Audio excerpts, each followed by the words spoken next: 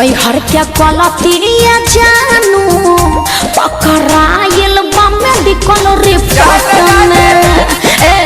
नैहर के गलतिया सोना पकड़ाइल बा मेडिकल रिपोर्ट में।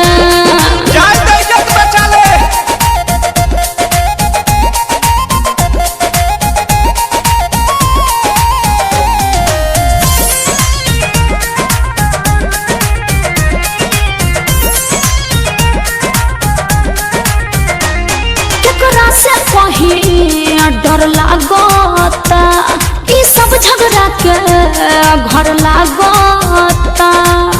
अरे बड़ी टेंशन में बानी हो। अरे कूल हो जा केकरा से कहीं डर लागता ई सब झगड़ा के घर लागता।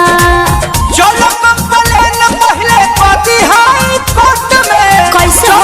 कंप्लेन पहले पाती हाई कोर्ट में का ना नैहर के गलतिया जानू पकड़ाइल बा मेडिकल रिपोर्ट में। हाँ हाँ नैहर के गलतिया सोना पकड़ाइल बा मेडिकल रिपोर्ट में।